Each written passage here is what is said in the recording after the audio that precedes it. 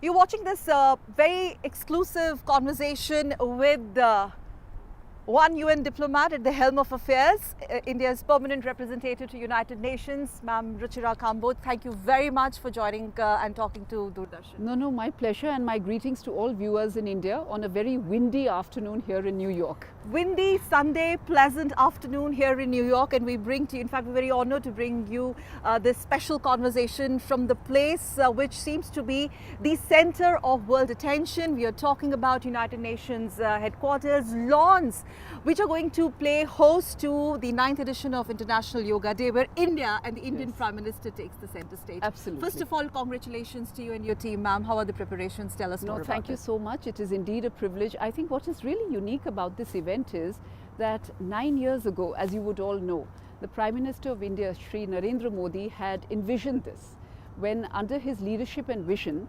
21st June had been declared International Yoga Day. That in itself was a very, very strong message that he sent to the world, and 177 countries had co-sponsored that resolution, as you know.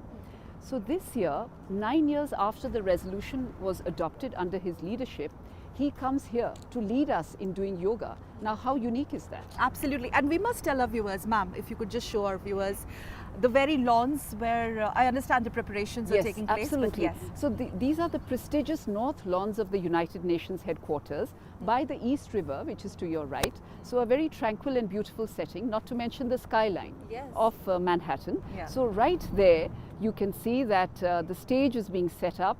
There is a beautiful bust there of Mahatma Gandhi, which is a gift from India and which proudly adorns the north lawns. And this gift was gifted, if I may say so, in December during our presidency of the Security Council. And His Excellency, the Foreign Minister of India, Dr. Jaishankar, and His Excellency, Dr. Antonio Guterres, the Secretary General of the UN, had jointly inaugurated that. I mean, look at the beauty of it.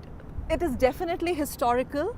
In the world history, in United Nations history, perhaps you have the only Prime Minister, and that is the Indian Prime Minister, leading the world in conducting a session underneath the Manhattan skyline, where you have Mahatma Gandhiji's bust overlooking the very venue, and 180 plus countries participating. Absolutely. I think there is a lot of buzz and excitement.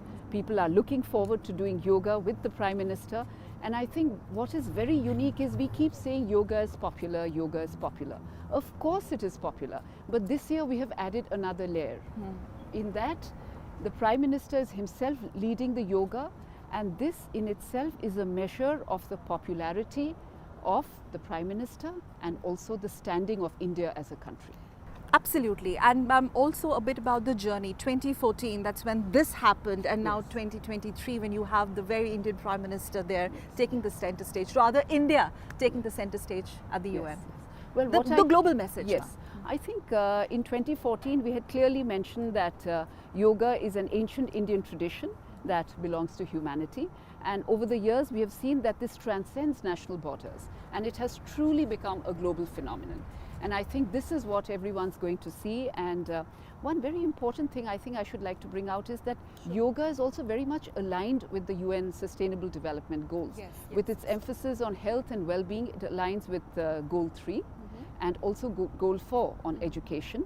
And with the emphasis on, mindfulness, being at one with yourself, others, and the environment. It corresponds to SDG Goal 12, which is on responsible consumption and production, and also SDG Goal 13, which is all about the environment. And very recently, as we all know, the Life Initiative, which was the Prime Minister's vision and which was launched in Kevadia in October 2022 in the presence of the UN Secretary General. A lot of that also is reflected here at the United Nations. Millets? Yes, millets. Let's not forget millets. It's India everywhere. It's India at the United Nations, very much so. Yes.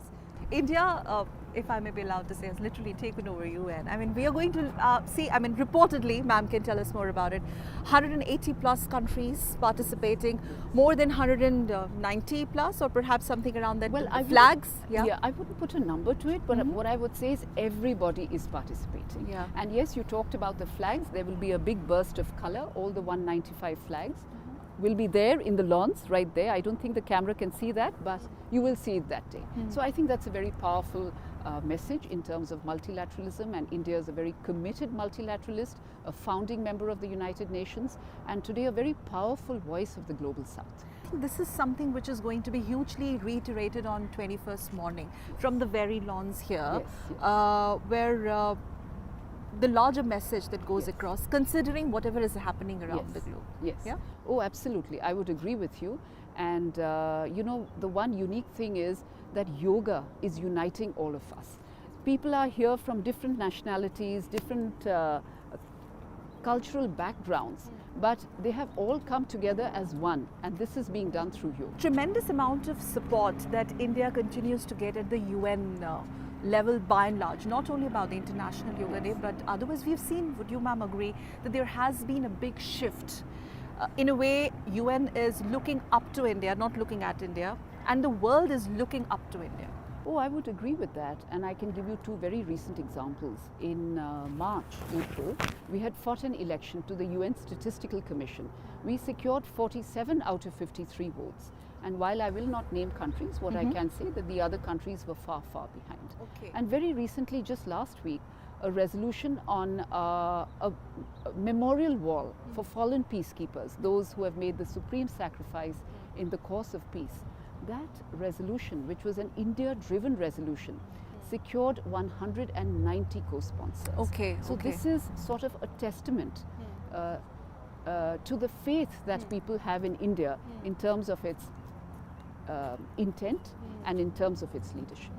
Also, the tremendous amount of support, rather the way the Indian diaspora once again is coming together, not only for the fact that the way they're going to welcome Prime Minister Modi. I mean, we do know that the Washington DC event, the diaspora event, is one big ticket event. But even in the IYD event, your diaspora has... Yes, definitely. The Indian diaspora will be here at the United Nations too. But why I call our event unique is that it has a very strong international component, and of course, very much so, the Indian diaspora. Indian diaspora. Ma'am, a bit more about, because since we're talking to you, a bit more about the way India's efforts at the UN peacekeeping missions, you know, they have been hugely lauded. I mean... Yes, absolutely. I would say that India's credentials on peacekeeping are very, very strong.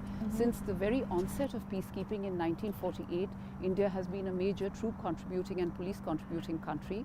Since the inception, we have contributed over 250,000 troops. Sadly and regrettably, we also have the maximum number of lives lost, and that is why India has been very concerned in taking the lead, and in fact India takes the lead on all peacekeeping matters. Yes. But we've also taken the lead in terms of a memorial wall to honor the fallen peacekeeper. Okay. This is the very least that we can do to these brave hearts who have sort of laid down their lives under the blue flag. Okay.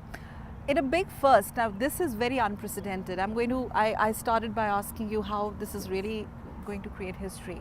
Final question, ma'am, as India continues to script history at this stage, what is your message to the fellow Indians, and especially on the occasion of International Yoga Day where India takes the center stage? Well, as far as my message to fellow Indians here in the US and also back home is concerned, I think Yoga Day is a day of great joy.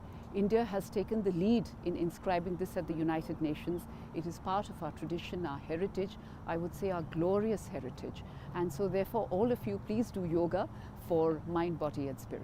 Well, as they say, this 9th edition of the International Yoga Day is going to be led by Indian Prime Minister Narendra Modi. Not only something that is going to script history, but this is going to be IYD, the very India way. Thank you very much, ma'am, for talking to Doordarshan. Such a pleasure. All the very best Thank to you. you. Thank you.